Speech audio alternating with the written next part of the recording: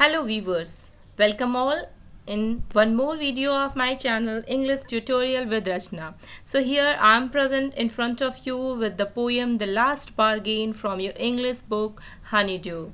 So dear student, in this poem, which is a very famous poem written by a well-known Indian poet Rabindranath Tagore. So in this video I am going to cover the introduction, detailed explanation stanza wise of the poem, and also I will tell you about the author.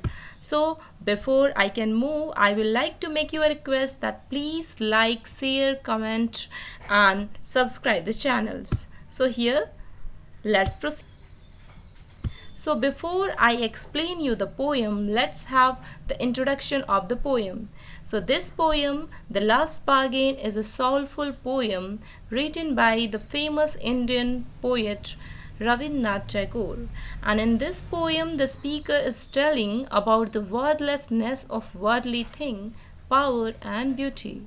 Note that every human on the earth is trying to achieve these three things. What things? What these things they are trying to get? Power, worldly things and beauty. Every human being is trying to achieve these things.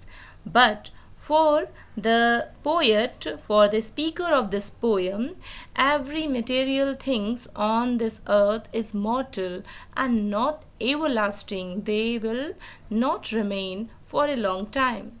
Different people come to him with different types of worldly things. To the speaker of this poem, there comes many people offering many things, many worldly things, offering power and beauty. But what the speaker did, he did not accept any of them. However, the speaker rejects everyone one by one. Finally, he makes a bargain with nothingness, which symbolizes that the free spirit. So, the last bargain that he made, that symbolizes the free spirit, and he accepted that. The poem is divided into 4 stanzas, which with a different number of lines. So in every stanza of this poem you will get different number of lines that is not similar, and we will discuss this poem line by line so that we can have a detailed understanding of the hidden meaning of this poem. So proceed. Before I will explain the stanza wise explanation, I would like to recite this poem once for you. So let's have the recitation. Come and hire me, I cried, while in the morning I was walking on the stone paved road. Sword in hand, the king came in his chariot. He held my hand and said, I'll hire you with my power. But his power counted for naught, and he went away in his chariot. In the heat of the midday, the houses stood with shut doors. I wandered along the crooked lane. An old man came out with his bag of gold. He pondered and said, I'll hire you with my money. He weighed his coins one by one, but I turned away. It was evening. The golden haze was all aflower. The fair maid come out and said, I'll hire you with my smile. Her smile paled and melted into tears, and she went back alone into the dark. The sun glistened on the sand, and the sea waves broke waywardly. A child sat playing with shells. He raised his head and seemed to know me, and said, I'll hire you with nothing. From thenceforward, that bargain struck in child's play made me a free man. So this is all your poem and possessing 4 stanza. Now let's have the explanation of this poem stanzas wise. So in this poem, here goes the first stanza, and before I explain this stanza to you, let me tell you that the four stanzas of this poems represent different stages of the speaker, and they symbolizes different things. So the first stanza symbolizes that how the speaker of the poem is seeking for an employment and his meeting with the king, and what did the king offer to him. So we will have we shall see all this in the first stanza. So let me explain the first stanza for you. Come and hire me, I cried, while in the morning I was walking on the stone paved road. Sword in the hand, the king came in his chariot. He held my hand and said, I'll hire you with my power. But his power counted for naught, and he went away in his chariot. So this is your first stanza, and you can see that in the very opening of poem, the speaker, it shows the opening stanza of the poem shows that the speaker of it introduces you all with the speaker and says that how he is seeking, he is looking for an employment.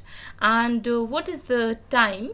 In the first stanza, you can see that it is the time of morning, and the speaker appears to be searching for an employment. He cries, Come and hire me. What is the speaker of the poem saying?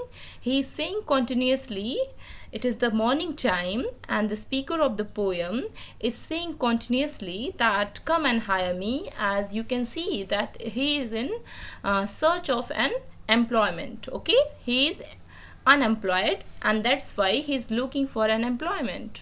And then whom did he see then? He saw the king, who appears suddenly in front of him, and he offers to an employment to the speaker. And what did he offer in return? He offered him power. What did he offer? Power. So he wanted to employ the speaker with his power. But what the speaker did, the speaker, however, finds that the king's power amounted to nothing valuable. He did not find the king's power of any value, and that's why he rejected it. The king then retreats in his chariots, and what the king did? He could not do anything, He went back in his chariot and went to his way. Assuredly, the speaker continues his search. Okay, now what the speaker did after that? He started his search for the employment again. So what can you find with the first stanza of the poem? You can see that the speaker of this poem, though he is looking for an employment, but you can guess that he is not looking for an employment that can offer him some material gains. Okay, he is you can guess from the very first stanza of the poem that the speaker of this poem is looking for any kind of employment that can offer him some spiritual things, not earthly things, because you can see that how the king offered him the power, but he rejected it.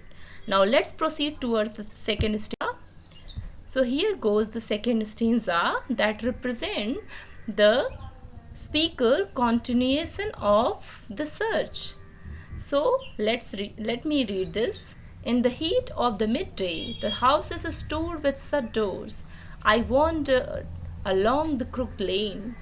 An old man came out with his bag of gold. I pondered and said, I'll hire you with my money. He weighed his coins one by one, but I turned away. So in the second stanza, dear students, you can see that how the speaker continues his search, and now it is the time of midday. It means it is the afternoon. It is the noon time. And the speaker notes that the doors of the houses are all shut. You know that during the afternoon the doors are shut. Okay. Suddenly, an old man appears with a bag of gold in front of the speaker, who appears second. Secondly, in the second stanza, you can see that in front of the speaker there appears a rich man. Okay, with a bag of gold, and he reports to the speaker that he will hire him with his money. What he would offer him in return of his service? He would offer him money. The old man, and then that old rich man offered him money, and he started waving his coins one by one so that he can allure the speaker, demonstrating his attachment to those pieces of material. But the speaker is likely disgusted. He did not like all this money and all. You have got the hint of that in the very first stanza. And he disgusted all this by the spectacles, and he turns away from that too. The speaker was not impressed with the king's power, and he was not impressed with an old man's gold.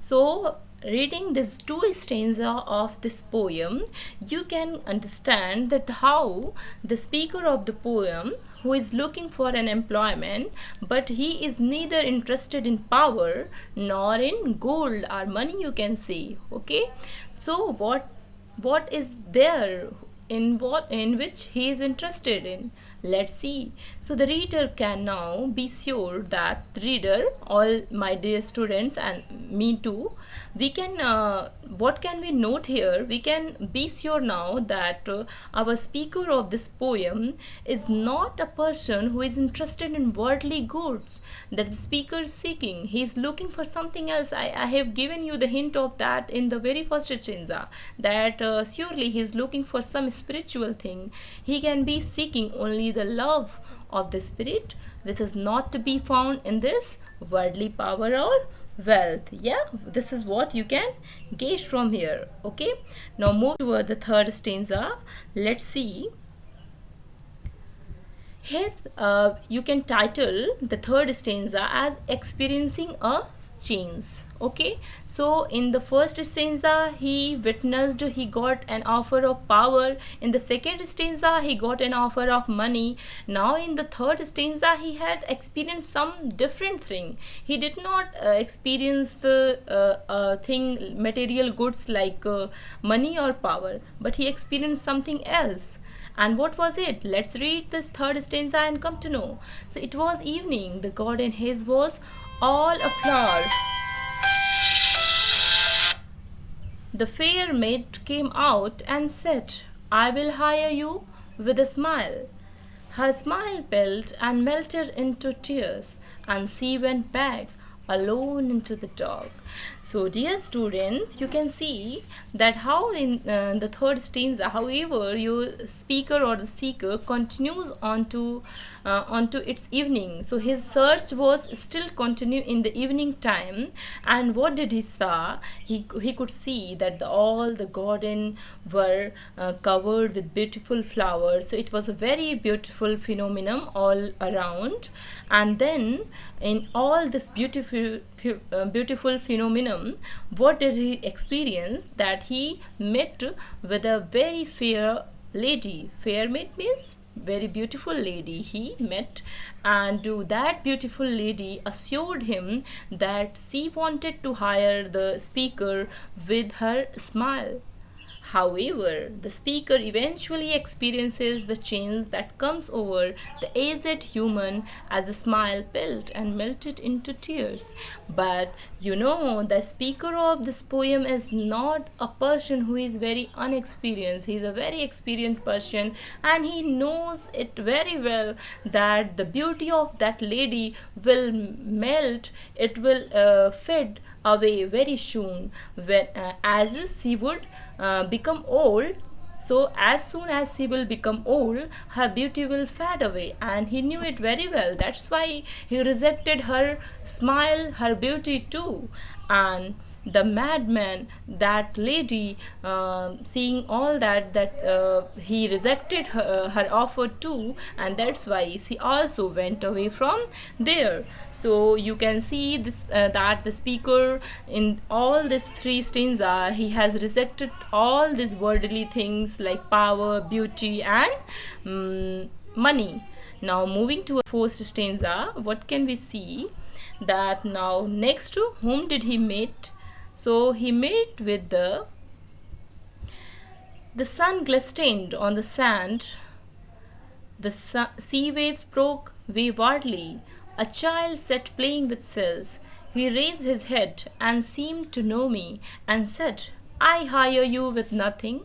From thenceforward, that bargain struck in child's play made me a free man. So here ends your poem, dear students, and you can title this fourth stanza, which is the last stanza of this poem, as the best bargain. Why it can be titled as the best bargain? As the speaker of this poem, who has rejected already the three offers of different popular things of this world, but he found this fourth offer very fruitful and he accepted it, and that's why you can name it as the best bargain. So finally the speaker, walking along the seashore, observing the crashing waves and encountering a child. So whom did he meet next? He met a child and who was playing on the shore of a river, and that child offered the speaker of the poem to play with him. What did he offer him? He offered him to play with him, and in return the child said that he could not give the speaker anything. He said that I hire you with nothing, and this last bargain turns out to be best bargain, the one that frees the seeker from seeking satisfaction from earthly things.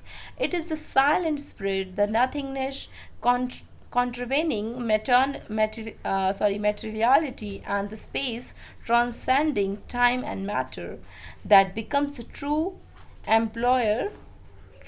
Toiling for such an employer conveys upon the worker freedom, soul, awareness, and bliss, none of which can broadened by power, money, and worldly affection.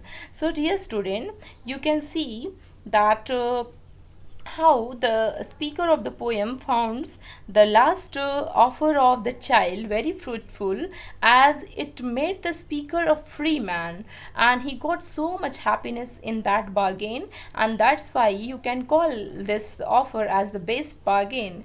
Now I am going to sum up this poem in few words. So you can see, dear student, that this poem, which is written by a very well-known Indian poet, Rabindranath Tagore, and this poem talks about a person who is looking for a job. The speaker in the poem is searching for a job in which he does not have to lose his freedom. He receives first proposal from the king. The kings offer him power in return for his labor, but he refuses the king's offer. He receives the second offers from a rich man. He offers the speaker lots of gold in return of his labor, but the speaker refuses his offer too. Okay, and next he met a beautiful lady who offers him to hire with her smile, but the speaker found her offer also, he also rejected her offer. And finally in the last bargain, okay, he filed, which was the offer of the child in who offered him to play with him for nothing, and the speaker found it very fruitful as it made him a free man. So if I talk about that, what do you learn from this poem? I can say that this poem, the last bargain, describes the story of a man who is in search of job, and he wants a job in which he can work without losing his freedom. So you can say that though the speaker of the poem want to be employed, but he did not want to lose his freedom. The speaker receives the offers from powerful, rich, and beautiful, but turns all of them. He finally accepts the offer of a child, which is the last bargain. The speaker receives the first offer from a king early in the morning. The kings purchase more power and the wealth. Okay. But he rejected all of them. Okay, so to conclude, I would like to say that for real and everlasting happiness, we do not need power, money, and beauty. Freedom and innocence are very important in our life to make our life really happy, and that's why we should not all the time run after power, money and beauty in the world. We should have time for ourselves also, and we should invest our time for freedom and innocence too, that can make our personal life happy and content. So at the end, I would like to tell something about the writer, the poet of this poem. So this is how I would like to end the poem. Now let me give a brief description of the very well known poet of India, who is Rabindranath Tagore, who is a Nobel laureate also. So Rabindranath Tagore in 1913, Rabindranath Tagore, Indian Nobel laureate. So when did he become the Nobel laureate? In 1913, dear student. He won the literature prize primarily for his prose translation of Gitanjali. You know that our national anthem is the part of that, which is a Bengali song of offering. So William Rothenstein, the English painter and art critic, was greatly interested in the Rabindranath Tagore's writing. The painter especially was drawn to Gitanjali, so he was very impressed with the work of Rabindranath Tagore, especially with Gitanjali. So it was written Bengali songs of offering. So subtle beauty and charm of these poems prompted Rothenstein to urge Tagore to translate them into English. So it was Rothenstein who requested Rabindranath Tagore to translate his Gitanjali work into English, so that many of the people from West also can know about the charm of this poem, this work. And if I talk about, if I would like to give some more detail about Gitanjali, so let me tell you that in 1913, primarily for this volume, Tagore was awarded the Nobel Prize for Literature.